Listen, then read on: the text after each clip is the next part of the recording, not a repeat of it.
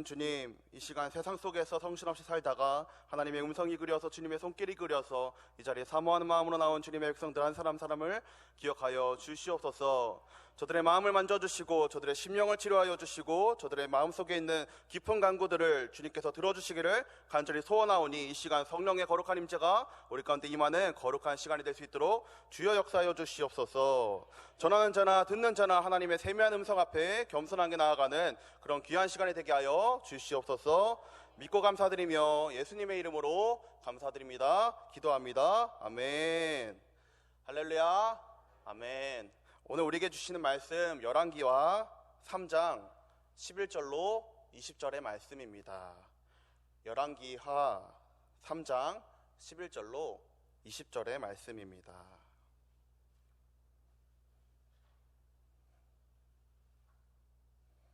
열왕기하 3장 11절로 20절의 말씀, 저와 여러분이 한 절씩 교독하고 마지막 절은 합독하겠습니다. 제가 먼저 읽겠습니다. 여호사밧이 이르되 우리가 여호와께 물을 만한 여호와의 선지자가 여기 없느냐 하는지라. 이스라엘의 왕의 신하들 중에 한 사람이 대답하여 이르되 전에 엘리야의 손에 물을 붓던 사밧의 아들 엘리사가 여기 있나이다 하니,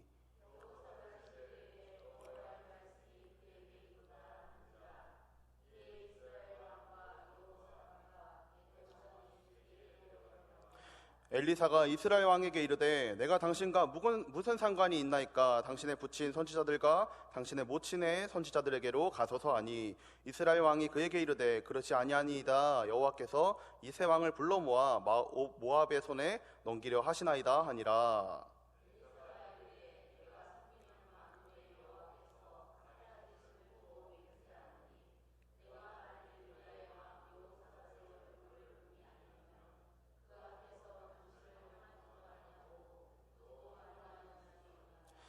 이제 내게로 검은고 탈 자를 불러오소서 하니라. 검은고 타는 자가 검은고를 탈 때에 여호와의 손이 엘리사의 위에 있더니,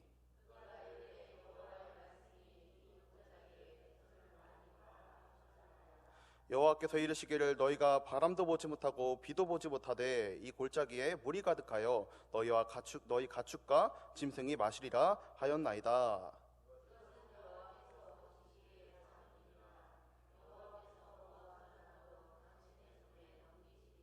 당신들이 모든 견고한 성읍과 모든 아름다운 성읍을 치고 모든 좋은 나무를 베고 모든 샘을 메우고 돌로 모든 좋은 발을 헐리다 하더니, 아침이 되어 소재 들을 때에 물이 에돔 쪽에서부터 흘러와 그 땅에 가득하였더라. 아멘. 하나님의 은혜와 평강이 오늘 기도회 가운데 나아오신 우리 성도 여러분 가운데 있기를 기도합니다. 여러분 혹시 신앙생활 하면서 이런 이야기 들어보셨습니까? 저 사람은 믿음이 참 좋은데 왜 그래? 이런 소리 혹시 들어보셨습니까? 저 사람은 믿음이 참 좋은데 성격이 조금 이상해. 이런 소리 혹시 들어보신 적이 있으십니까? 아니면 이런 말을 해보신 적이 혹시 있으십니까? 혹시 이런 말을 들을 때 떠오르는 사람이 혹시 있지는 않습니까? 한국 사회에 큰 문제가 터질 때마다 그 문제의 중심에 기독교인들이 있을 때가 참 많이 있었기 때문입니다. 뉴스를 보다가 저 사람도 기독교인이었어? 이런 말을 하게 되는 제 자신을 볼 때가 참 많이 있습니다. 굳이 다른 사람을 찾지 않더라도 우리가 믿고 있는 것만큼 우리가 살지 못하고 있지 않습니까? 그렇죠. 우리의 믿음만큼 우리는 살고 있지 못합니다.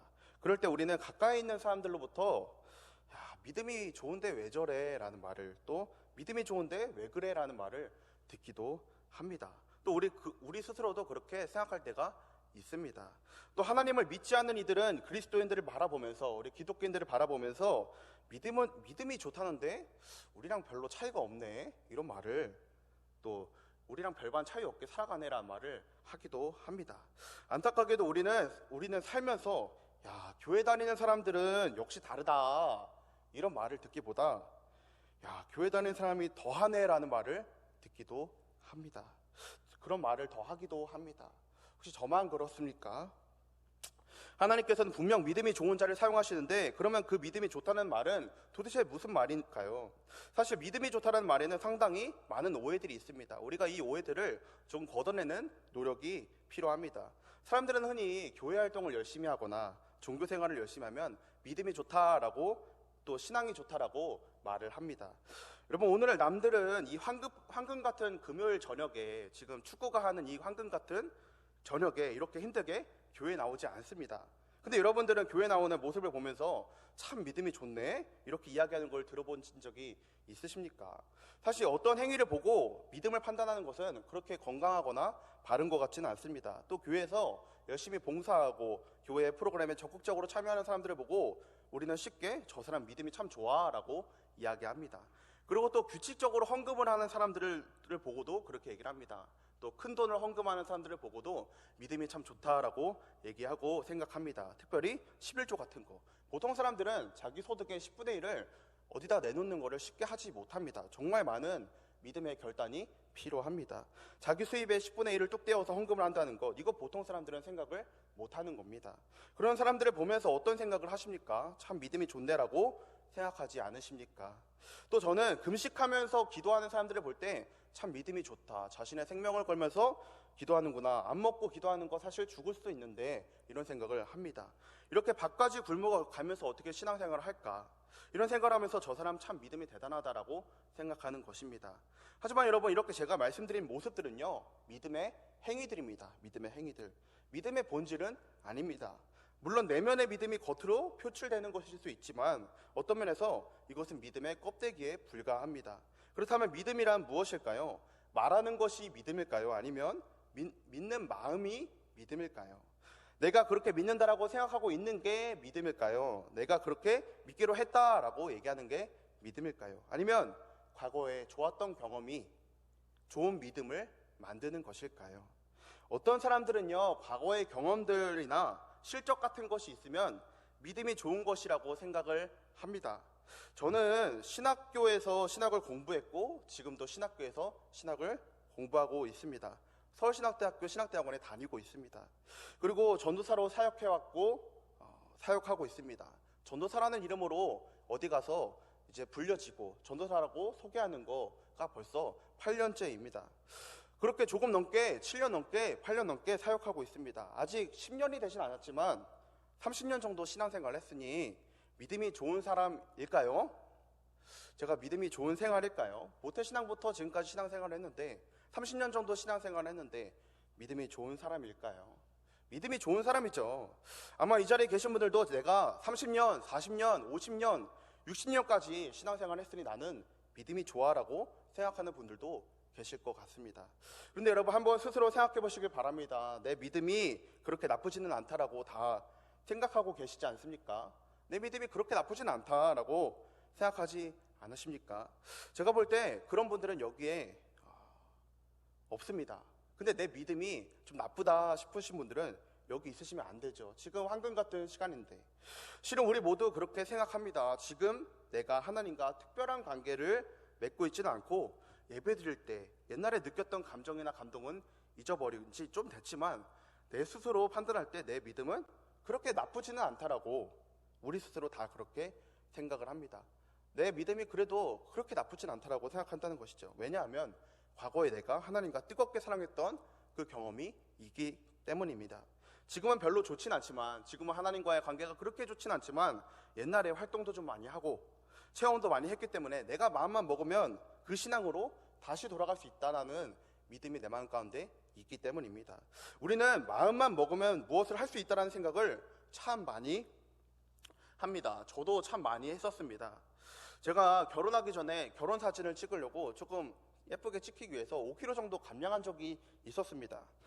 제가 지금은 이렇지만 제가 한 10년 전쯤에는 대학교에 처음 들어갈 때 기도 제목이 하나님 65kg까지만 좀 살이 좀 붙게 해주세요라는 기도 제목을 할 정도로 조금 말랐었습니다. 살이 너무 안 붙어서 65kg까지만 하나님 좀 붙게 해주세요라는 기도를 했었습니다. 고등학교 때는 60kg 넘는 게 참 어려웠었습니다. 근데 결혼하고 나니까 기도 제목이 바뀌고 있었습니다. 하나님 85kg는 안 넘게 해주실 거죠? 라는 기도를 하고 있더라고요, 제가. 하지만 이런 기도를 하는 동시에 이런 생각을 합니다. 내가 마음만 먹으면 살을 뺄 수가 있어. 내가 마음만 먹으면 뭐 5kg 정도는 10kg 정도는 빼지. 이런 생각을 하곤 합니다. 제가 이런 생각을 하니까 제 아내가 어제 이런 얘기를 하더라고요. 제가 이런 얘기를 하니까 아내가 그러면 7월 1일까지 10kg를 빼면은 1kg당 10,000원을 주겠다라고 저한테 얘기를 하는 겁니다. 제가 이 얘기를 들으면서 오죽하면 그럴까라는 생각을 했습니다. 여러분들도 그렇지 않습니까? 내가 마음만 안 먹어서 그렇지 마음만 먹으면 옛날에 뜨거웠던 그 신앙의 순간으로 내가 돌아갈 수 있다. 더욱이 다른 사람들을 바라볼 때도 믿음이 과거에 무슨 제자 훈련을 했다거나 무슨 프로그램을 했다거나 무슨 선교를 갔다거나 신학교육을 받은 사람이라고 하면 믿음이 좋을 거라고 우리는 막연하게 생각을 합니다. 그러나 여러분, 정말 그럴까요? 정말 그렇습니까? 그렇지 않은 것 같습니다. 물론 과거의 경험은 우리의 신앙의 소중한 자양분이 될 수는 있습니다. 그런데 믿음은요, 우리의 과거를 다루는 것이 아니라 우리의 현재를, 오늘을 다루는 것이기 때문입니다. 우리 현재를 다루는 것이 바로 믿음입니다. 저는 믿음이라는 것이 하나님의 주도권에 대한 인간의 반응이라고 생각합니다. 하나님의 주권에 대한 사람의 반응이 바로 믿음이라는 것이죠. 지금 무엇을 보고 우리가 무엇을 믿고 있는가? 믿음의 핵심입니다. 지금이 중요한 것입니다. 제가 예를 들어보겠습니다. 얼마 전에 제가 동네 마트에 가서 제가 아주 귀한 프라임 등급의 소고기를 한 덩어리 큰맘 먹고 샀습니다. 그 한 팩을 들고 이제 집에 와서 냉장고에 잘 보이는 곳에, 문을 열면 딱 보이는 곳에 고이 모셔놨습니다. 그리고 냉장고를 열 때마다 이런 생각을 했습니다. 내가 저거 진짜 맛있게 구워 먹어야지. 내가 진짜 백종원이 얘기하는 것처럼 맛있게 구워서 먹어야지라는 생각을 했습니다. 저거 내가 진짜 정말 특별할 때 구워 먹어야겠다라는 생각을 했습니다. 그런데 하루가 지나고 이틀이 지나고 3일이 지나고 일주일 정도가 지나가니까 이상하게도 고기에서 좋은 냄새가 나지 않는 것입니다. 바로 먹었어야 되는데 그렇지 못했던 거죠. 색깔도 조금 검은색이 보이는 게 이거 좀 상한 거 같았습니다. 아내가 이제 저거 고기 언제 먹을 거야 라고 물어보는데 상한 거라고 얘기를 합니다. 근데 제가 그때 뭐라고 말했는지 아십니까? 무슨 소리냐고, 한 주 전만 해도 저거 정말 귀한 신선하게 나왔던 소고기였다라고, 프라임 등급의 미국산 소고기였다고 제가 얘기를 했었습니다. 근데 지금은 어떻습니까? 이 소고기 상해버린 상태입니다.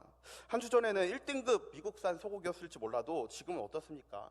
한 달이 지난 지금은, 한 주가 지난 지금은 상해서 먹지 못할 고기일 뿐입니다.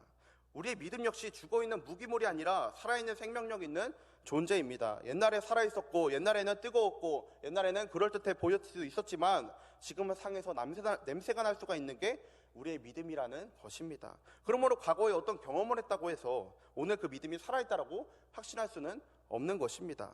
사랑하는 여러분, 기억하시길 바랍니다. 믿음은 지금 주님을 보고 지금 주님의 말씀을 듣고 지금 주님의 말씀에 순종하는 것이 바로 믿음입니다. 우리는 다시 일어날 것을 기대하고 다시 일어날 것을 꿈꾸는 존재입니다. 그런데 여기서 정말 중요한 것이 하나 있습니다. 믿음의 첫 발을 내딛는 것입니다. 백날 생각해봤자 아무 소용이 없습니다. 백날 다짐해봤자 아무 소용이 없습니다. 작은 첫 발을 내딛지 않고 백날 거창한 꿈을 꾸면은 그것은 공상에 불과할 것입니다. 하나님은 지극히 작은 출발을 통해서 우리의 삶에 가장 큰 변화를 이루시는 분이십니다. 성경에서 믿음의 핵심은요, 생각이 아니라 행동입니다. 그래서 사도 야고보가 이렇게 얘기를 합니다. 행함이 없는 믿음은 죽은 믿음이다 라고 합니다. 야고보서의 말씀이죠. 여러분, 절대 잊지 마시길 바랍니다. 믿음은요, 마음 상태가 아니라 행동입니다. 행동. 저는 믿음이 행함이라는 사실을 제일 잘 보여주는 예가 바로 오늘 우리가 함께 읽은 말씀, 이 열왕기하 3장에 나오는 엘리사 이야기라고 생각합니다. 여러분, 엘리사 잘 아시죠? 엘리사는 엘리야의 후계자입니다. 갑절의 영광을 더해달라고 고백했던 그 사람이 바로 엘리사입니다. 그런데 제가 생각할 때 이 엘리사는 성경의 다른 인물들과 조금 구별되는 것이 하나가 있습니다. 그것이 바로 뭔가 하면 하나님의 역사를 일말의 의심 없이 믿었던 사람이라는 것입니다. 다른 사람들이랑은 다르게 하나님의 역사하심을 믿었던 사람이었습니다. 그는 어떤 장애물도 하나님의 위대하심을 증명해 보일 기회로 사용하는 그런 사람이었습니다. 단순히 믿기만 하는 것이 아니라 그냥 믿는 대로 행하는 사람이 바로 엘리사였습니다. 그래서 엘리사는 조금 달랐습니다. 오늘 본문 열왕기하 3장의 이야기가 바로 그것입니다. 여호람이라는 왕이 등장합니다. 이 사람은 분열왕국 중에 북이스라엘의 왕이었습니다. 모압 왕이 반역을 하자 놀란 여호람이 남유다의 여호사밧 왕에게 찾아갑니다. 에돔 왕에게도 찾아가서 도움을 청하는 것입니다. 우리가 연합하면 모압의 침략은 이겨낼 수 있다라고 생각했기 때문이죠. 모압 우리가 한번 똘똘 뭉쳐서 좀 힘 좀 합쳐서 침략을 좀 이겨내보자라고 얘기하는 것입니다. 그런데 여기서 예상치 못한 일이 벌어집니다. 북이스라엘과 남유다 그리고 에돔 연합군이 모압을 치기 위해서 길을 떠나갔는데요. 7일째 광야 한가운데서 병사와 말들이 먹을 물이 다 떨어지게 된 것입니다. 그게 3장 9절에 나오죠. 우리 오늘 같이 읽진 않았는데요. 9절의 말씀 한번 같이 읽어보기를 원합니다. 9절의 말씀 함께 읽겠습니다. 시작. 이스라엘 왕과 유다 왕과 에돔 왕이 가더니 길을 둘러간 지 7일째 군사와 따라가는 가축을 먹일 물이 없는지라. 무시무시한 모압 군대가 맞설 연합군을 꾸려서 맞설 준비가 됐는데 예상치 못한 변수가 일어난 것입니다. 사람들이 요동합니다. 10절에 보면 뭐라고 나옵니까? 여호와께서 우리를 모압의 손에 넘기려 하시는 것 같다라고 얘기를 합니다. 무슨 말입니까? 우리가 모압군과 전쟁을 치르기 위해서 떠났는데 준비가 다 됐는데 하나님이 우리 편에 서 계시지 않는 것 같다라고 얘기하는 것입니다.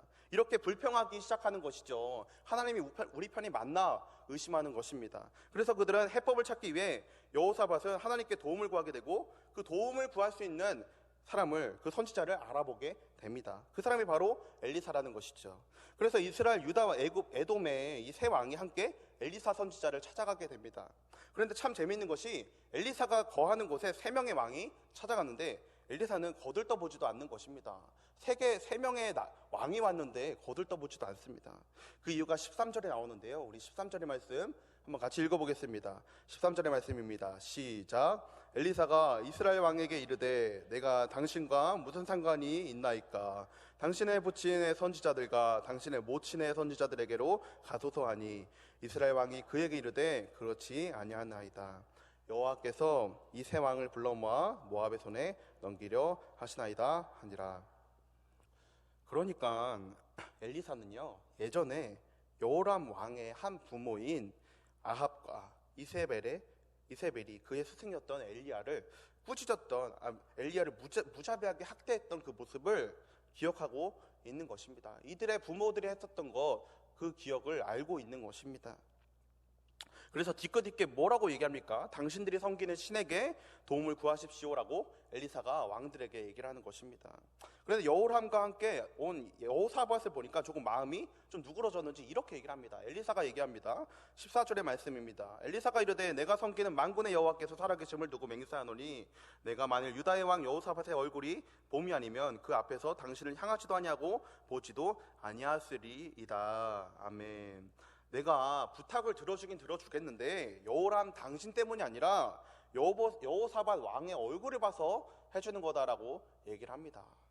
그래서 엘리사가 모압을 치려는 이 세 나라 연합군을 도와주기로 합니다. 이제 어떻게 도와주나 한번 그 다음 말씀을 읽어보겠습니다. 우리 15절의 말씀 함께 읽겠습니다. 시작. 이제 내게로 검은 고를 탈 자를 불러오소서. 아멘. 엘리사가 말합니다. 이상하지 않습니까? 지금 군대가 어디에 있습니까? 이 군대는요, 광야 한가운데에 있습니다. 내일일째는 태양과 사막에서 이 갈증으로 인해서 시시각각 죽어가는 상황입니다. 목이 타서 죽을 것 같은 상황에 있는 것입니다. 그래서 급하게 하나님의 도우심을 구하고자 왕들이 체면 생각하지 않고 엘리사를 찾아왔는데 엘리사가 내키지 않게 비굴하게 고개를 숙이면서 도움을 청했는데 엘리사가 외면하고 또 한시가 급한 상황인데 엘리사가 뭐라고 합니까? 검은 고, 악기를 가져오라고 하는 것입니다. 검은 고 탈자를 불러오소서. 그런데 엘리사 시대의 왕들은요, 이때 당시의 왕들은 이것을 전혀 어색하게 생각하지 않았던 것 같습니다. 성경을 연구하는 학자들에 의하면 당시 성취자들의 배경 음악을 연주할 수 있는 이 음악가들을 부르는 것은 좀 흔한 일이었다고 합니다. 선지자들의 음악가들을 부르는 게 좀 흔한 일이었다고 해요. 왜일까요? 하나님의 임재에 집중하기 위해서 그랬다고 합니다. 하나님의 임재에 집중하기 위해서 음악을 동원하는 것이죠. 찬양을 동원하는 것입니다. 우리 교회 찬양팀도 마찬가지입니다. 같이 기도할 때 하나님의 임재에 집중할 수 있게 돕고 하나님께 영광을 돌리는 것이 바로 찬양팀의 역할 아니겠습니까? 아무튼 이 배경음악이 깔리자 왕들이 기대했던 대로 엘리사의 입에서 하나님의 말씀이 나오기 시작합니다. 엘리사가 이렇게 말씀을 전합니다. 우리 17절의 말씀, 18절의 말씀 함께 읽겠습니다. 시작. 여호와께서 이르시기를 너희가 바람도 보지 못하고 비도 맞지 못하되 이 골짜기에 물이 가득하여 너희와 너희 가축과 짐승이 마시리라 하셨나이다. 이것은 여호와께서 보시기에 작은 일이라. 여호와께서 모압 사람에게도 당신의 손에 넘기시리니. 아멘. 이 일이 하나님께는 좀 쉬운 일입니다. 그분께서는 모압 왕들의 손에, 이 모압의 왕들의 손에 모압을 왕을 넘겨줄 수 있을 것입니다. 그리고 실제로 어떻게 됩니까? 20절의 말씀 우리 함께 읽어보기를 원합니다. 20절의 말씀 시작. 아침이 되어 소재를 드릴 때 물이 에돔 쪽에서 흘러나와 그 땅에 가득하였더라. 아멘. 엘리사가 왕들에게 이렇게 말하는 것입니다. 이튿날 해가 뜰 때 에돔에서 물이 흘러나와서 군대와 말들이 실컷 목을 축이게 될 것이다 라고 얘기를 합니다. 가뭄이 끝나고 하나님께서 당신들이 바라는 대로 모압 군대들을 무찌르게 해줄 것이라고 약속하는 것입니다. 그런데 여러분, 우리가 말씀을 쭉 읽어가고 있는데 뭔가 한 구절 제가 빼놓고 읽지 않았습니까? 여러분 혹시 아시겠습니까? 제가 한 구절을 안 읽었습니다. 16절이죠. 제가 딱 한 구절 16절 빼먹었는데요. 우리 16절의 말씀 같이 읽어보겠습니다. 시작. 그가 이르되 여호와의 말씀이 이 골짜기에 개천을 많이 팔아 하셨나이다. 아멘. 우리 함께 생각해보면 좋겠습니다. 연합군이 지금 모여있는 곳은 어디입니까? 광야죠. 광야. 당장 개천을 파기 시작하게 해야 내일 아침에 물을 먹을 수 있을 것 같은데 해가 쨍쨍 내리쬐는 이 사막 한가운데서 어떤 정신 나간 인간이 개천을 팔 수 있겠습니까? 하지만 개천을 파지 않으면 기적을 경험할 수 없는 것입니다. 우리에게 믿음이 있다면 말이 되지 않는 상황에서도 하나님이 더 큰 일을 약속하셨다면 우리는 해야 되는 것입니다. 우리는 그 증거가 나타날 때까지 기다리지 말고 주님께서 명하신 바를, 주님께서 말씀하신 바를 행해야 할 줄로 믿습니다. 그렇게 해야 우리는 기적을 경험할 수가 있습니다. 이 세 왕들은요, 지금 기적을 원했습니다. 물을 원했습니다. 그리고 기적을 약속받았습니다. 하지만 그에 앞서서 어떤 명령을 받았습니까? 개천을 팔아. 개천을 많이 팔아라고 약속을 받았습니다. 이 명령을 받았습니다.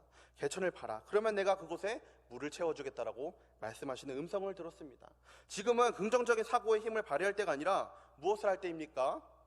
머리에 수건 하나 동여매고 팔 걷어붙이고 삽 들고 가서 퍼야 됩니다.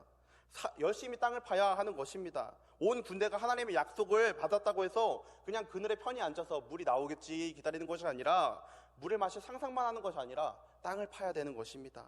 하나님의 역사는 그렇게 나타납니다. 분명 하나님은 이렇게 말씀하십니다. 내가 약속한 대로 역사할 줄 믿는다면 바삐 손발을 올려라. 너희가 믿음을 보여준다면 내가 기적을 행할 것이다. 내가 내 역할을 감당하면 내가 내 역할을 하마.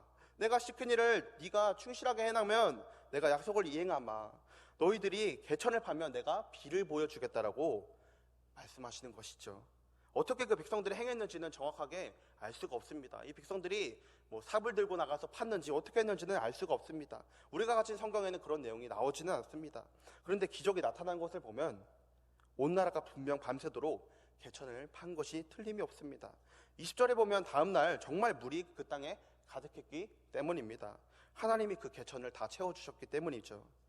사랑하는 우리 성산교회 성도 여러분, 기억하시길 바랍니다. 우리 하나님은 신실하신 하나님이십니다. 약속을 이루시는 하나님이십니다. 약속을 하시면 지키시는 분이십니다. 새로 판 개천마다 물이 가득 차고 넘쳤고 결국 시원한 물로 새 힘을 얻은 연합군은요, 모압 왕을 무찌르게 됩니다. 여러분, 우리 오직 하나님만이 비를 내리실 수 있는 분이시는 것을 믿으십니까? 하지만 그보다 앞서 우리는 하나님이 먼저 우리의 개천을 파주기를 기다리고 있지는 않습니까? 하나님께서 우리에게 개천을 파라고 하시는데 우리 하나님이 파주시길 기다리지는 않습니까? 하나님은 이러한 우리의 믿음의 원리를 가르쳐 주시기 위해서 이스라엘 백성들에게 개천을 파라고 명령한 것이 아니겠습니까? 우리는 누구나 다 큰 것을 원합니다. 정말 다들 큰 것을 좀 원하는 경향이 있습니다. 하지만 우리는 그 큰 것을 원하기 앞서서 그것을 얻기 위해서 우리는 힘을 쓰고 노력하고 애써야 한다는 것, 이 사실을 우리가 알게 되면 마음이 사그러지게 됩니다. 열정도 식어집니다. 여러분이 이 성경 속의 현장에 있다라고 한번 생각해 보시길 바랍니다. 우리 한번 상상해 보는 것입니다.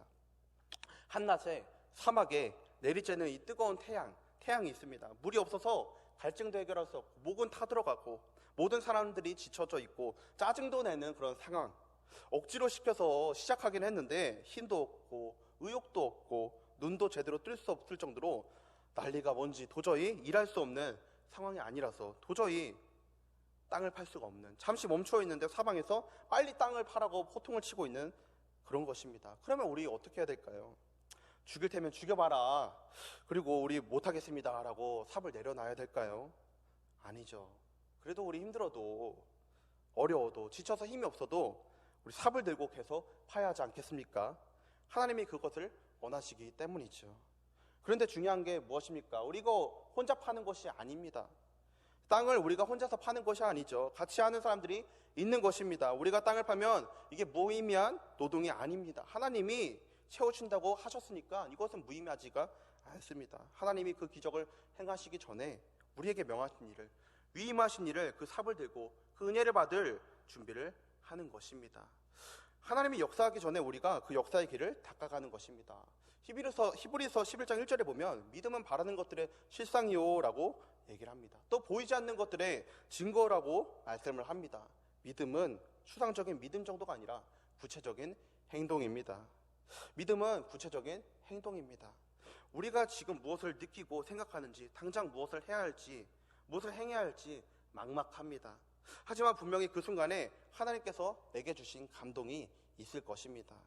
그 일을 감당하기 전에는 벅차고 힘들 수 있지만, 그 일을 마주하기 전에는 벅차고 힘든 일이지만, 때로는 이게 정말 맞나, 이거 해야 되나, 이게 진짜 맞나 싶을 정도로 의심이 들 때가 있지만, 남들 눈에는 어리석어 보일 수 있지만, 사서고생하는 것처럼 보일 수 있지만, 그런데 이스라엘 백성들은 어떻게 했습니까? 목마른 이 군대가 땅을 팠습니다. 골짜기 저녁에 이 개천을 파려면 진짜 젖먹던 힘까지 짜내서 해야 됐을 것입니다. 마찬가지로 우리에게도 하나님께서 행하시는 기적을 맛보기 위해서는 우리는 어마어마한 믿음과 순종의 희생이 필요할지 모릅니다. 하지만 그게 정말 희생이겠습니까? 우리 성도님들 오늘 이 자리에 왜 나오셨습니까? 이 삽자루 들고 개천 파기 위해 나오시지 않았습니까? 그렇죠. 이게 여러분들의 희생입니까? 하나님의 마음은 무엇입니까? 하나님의 마음은 내가 넘치도록 복을 부어줄 테니 마땅한 그릇을 준비하는 것 아니겠습니까? 이게 얼마나 가슴 설레고 벅찬 일입니까? 사랑하는 우리 성도 여러분, 여러분은 비는커녕 먹구름이나 바람조차 없을 때도 개천을 하나님이 파라 하면 팔 줄 알고 또 팔을 걷어붙이고 삽을 들고 나가는 그런 하나님을, 그렇게 하나님을 신뢰하십니까? 여러분 잊지 마시길 바랍니다. 하나님이 우리와 함께 하십니다. 우리가 삽을 한번 펄 때마다, 삽을 한번 휘두를 때마다 하나님께서 우리에게 영적인 근육을 주실 줄로 믿습니다.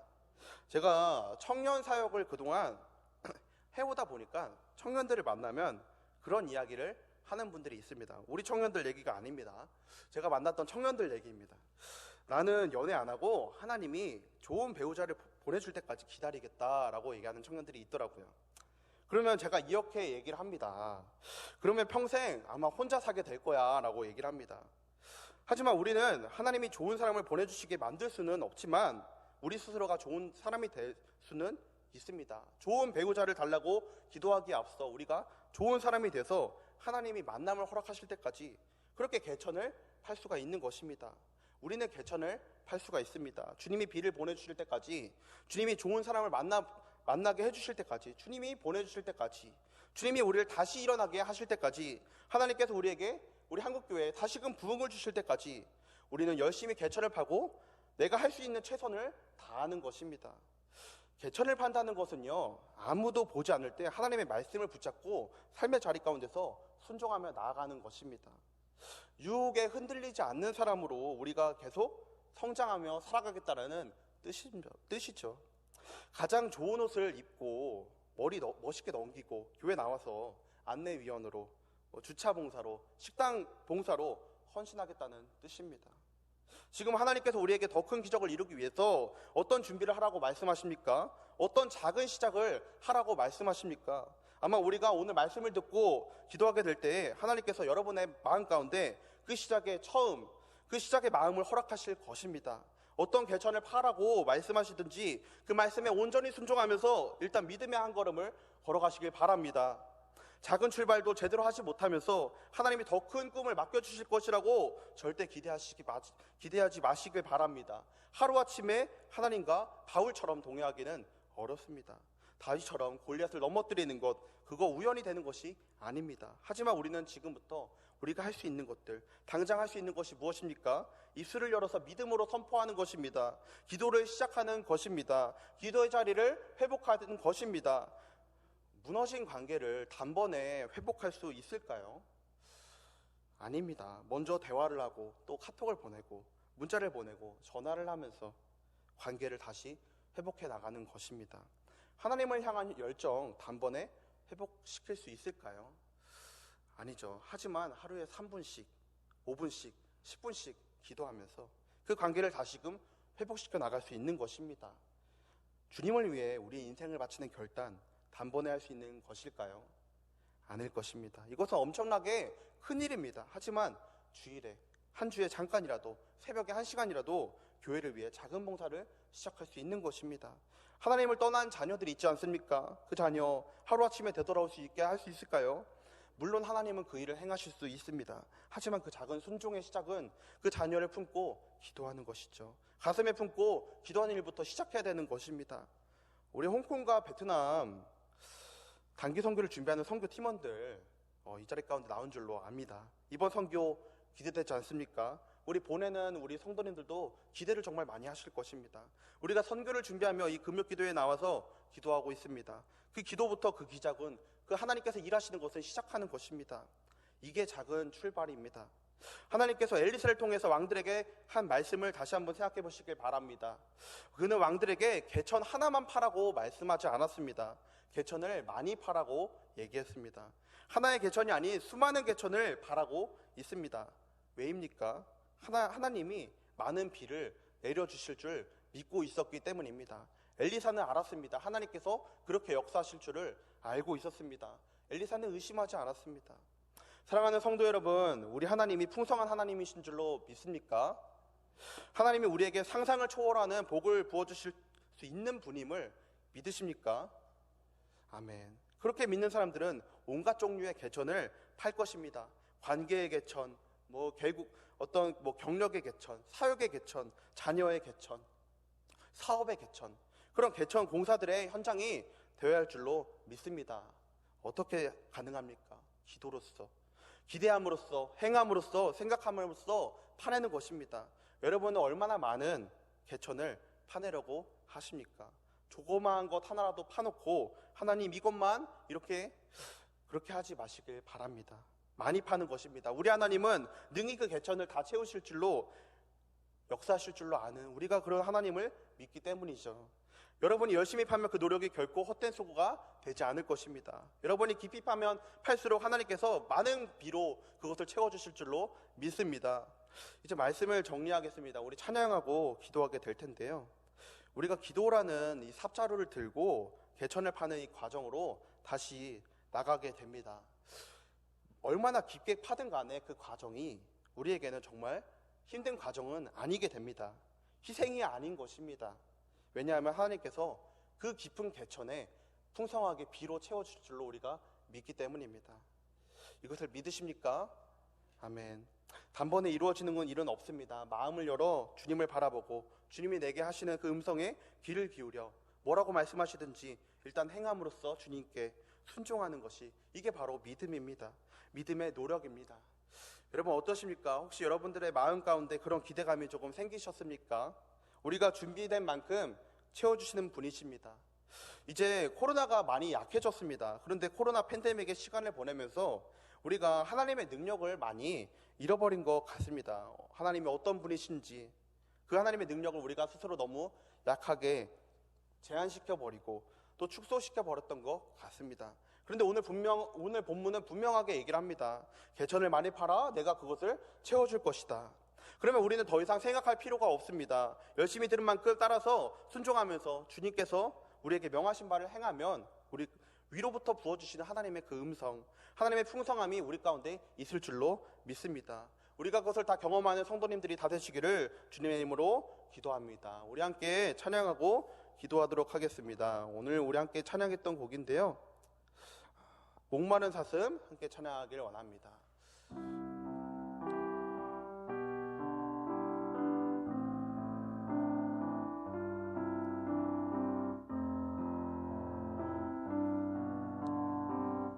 목마른 사슴, 목마른 사슴 시내 물을 찾아 헤매이듯이 내 영혼 주를 찾기에 갈급하나이다. 주님만이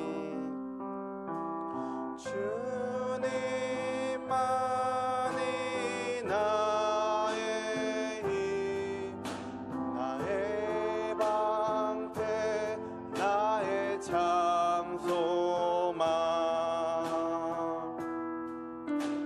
나의 몸 정성 다 바쳐서 주님 경배한. 2절로 찬양합니다. 금보다 귀한, 금보다 귀한 나의 주님, 내게 만족 주신 주,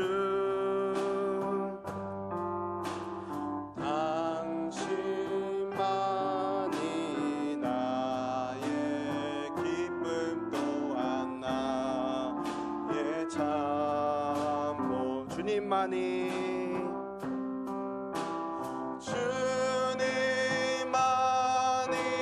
나의 힘, 나의 방패, 나의 참 소망, 나의 몸 정성 다 바쳐서 주님 경. 주님만이 나의 힘, 주님만이 나의 힘, 나의 방패, 나의 참 소망, 나의 몸 정성 다 바쳐서 주님 경배함. 오늘 우리에게 주신 말씀을 기억하며 또 우리의 각자의 기도 제목을 주님께 의탁하며 우리 함께 주여 한번 부르시고 합심하여 기도하기로 합니다. 기도하겠습니다. 주여. 사랑과 자비와 풍성하신 주님, 오늘 말씀을 통하여 우리 가운데 역사하신 주님을 찬양하며 나아갑니다. 우리의 목마른 영혼을 채워주시고 우리 가운데 새롭게 하시는 주님을 찬양하며 경배하며 나아가오니 주님, 오늘 우리 가운데 역사하여 주시옵소서. 우리 가운데 있는 어려움들을 주님께 의탁하며 나아가오니 주여, 우리 마음 가운데 새롭게 하시는 영으로 함께하여 주시옵소서. 우리가 주님께서 말씀하신 말을 행하며 나아갑니다. 주님께서 개천을 많이 바라 말씀하셨던 것을 기억하며 나아가오니 주여, 우리가 개천을 밟을 수 있는 역사하심을 주님 경험할 수 있게 해주시고 갑자를 들고 나아갈 수 있는 그 믿음을 허락하여